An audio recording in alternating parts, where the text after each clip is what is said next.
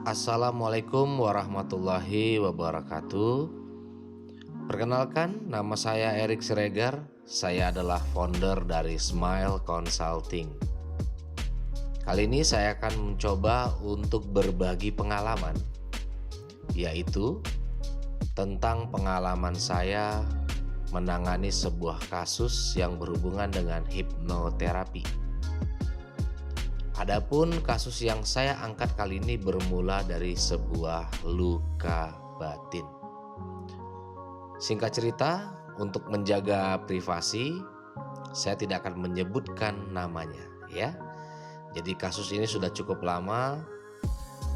Beliau datang ke kantor kami, yaitu ke klinik hipnoterapi yang di Jalan Magelang, Yogyakarta. Saat itu beliau mengeluhkan kalau sering mengalami migrain, ya, atau sakit kepala sebelah, dan itu sudah berlangsung beberapa tahun. Nah, yang membuat beliau agak cemas itu karena pernah suatu saat beliau itu hampir pingsan, ya, di jalan. Jadi karena sejak saat itu beliau jadi takut untuk keluar sendirian, ya, takut kalau tiba-tiba pingsan di jalan nanti nggak ada yang nolong. Jadi mulai saat itu beliau juga sudah mulai khawatir, ya, dengan sendirian, ya, atau takut di keramaian begitu. Sampai akhirnya kita menjalani beberapa sesi dan dimulai di sesi kedua. Saat itu saya mulai mencoba untuk menggali. Dan ternyata saat saya mencoba untuk menelusuri perasaan apa yang mengganggu beliau saat itu, tiba-tiba sakit migrainnya itu kambuh. Tiba-tiba dia teriak dan mengatakan, aduh sakit, aduh sakit. Nah, seperti itu. Lalu akhirnya saya mencoba untuk menenangkan sejenak. Jadi sudah dalam kondisi di hipnoterapi, ya. Saya mencoba untuk menenangkan dan saya mengatakan, coba Anda fokus untuk merasakan. Kira-kira dalam sakit yang dirasakan di migrain itu ada nggak hubungannya dengan perasaan tertentu? Saya tanyakan beberapa kali.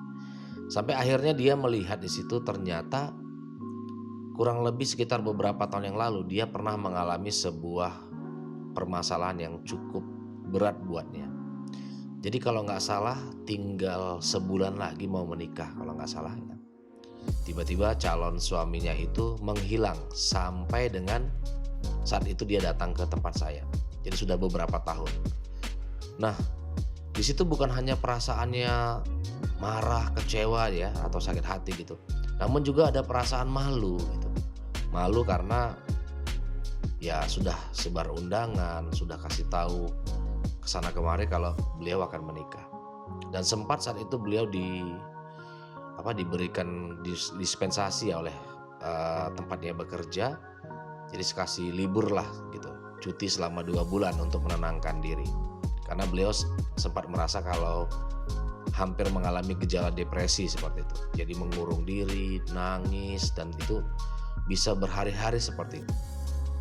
Sampai akhirnya muncullah satu perasaan marah yang begitu besar. Dan saya katakan pada itu, apakah Anda tidak mau memaafkan orang tersebut? Dia katakan begini, saya akan memaafkan dia kalau dia mau meminta maaf ke keluarga besar saya. Jadi seperti ada syarat gitu, ya. Nah, dan itu sangat dipegang kuat. Jadi kalau seandainya orang tersebut mau datang dan meminta maaf, pasti masalahnya akan selesai. Dan ternyata sudah jalan beberapa tahun dan orang tersebut, ya, tidak menunjukkan dirinya.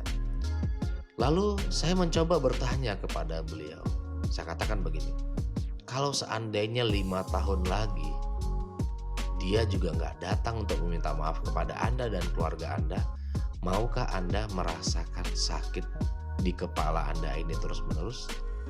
Dan dia diam. Lalu saya ulangi lagi pertanyaan yang sama. Intinya, mau nggak Anda terus-menerus menahankan sakit itu?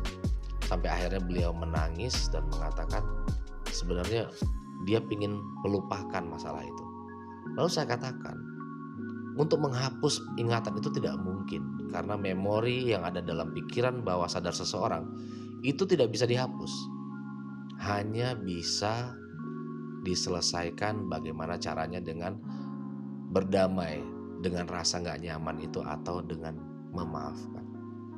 Sampai akhirnya beliau setuju dengan saya, tolong bantu saya untuk melepaskan permasalahannya. Saya katakan, ya Anda harus ikhlaskan masalah ini karena masalahnya sudah lama terjadi.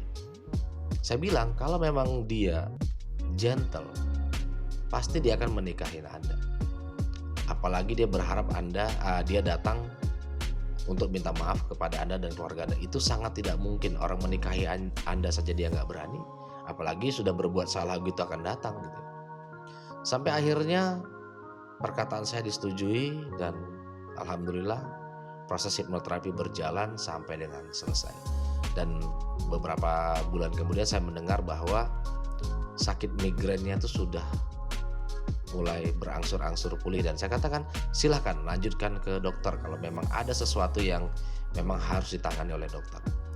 Nah, singkat cerita, pelajaran yang bisa kita ambil bahwa luka batin ini kalau dibiarkan, jadi beban-beban emosi itu akan bertambah. Mungkin awalnya sakit hati, bercampur dengan marah, bercampur dengan malu, bercampur dengan dendam, sampai akhirnya trauma ya, karena dia takut tadi sampai pingsan di jalan. Itu kan arahnya sampai ke sana.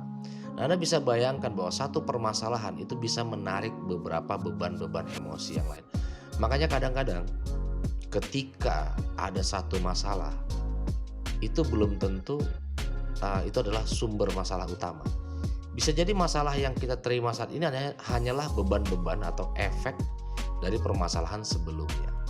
Maka dari itu hipnoterapi sangat efektif, bisa membantu menyelesaikan permasalahan, bahkan permasalahan yang sudah sangat lama sekali. Maka dari itu segera konsultasikan jika Anda punya masalah yang berhubungan dengan luka batin yang menyiksa diri Anda dan memunculkan beberapa beban-beban emosi yang lain.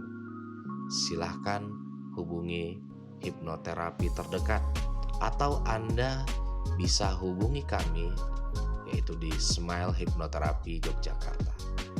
Oke, mungkin cukup sekian obrolan singkat kita. Mudah-mudahan bermanfaat. Sekali lagi saya ucapkan terima kasih. Keep smile.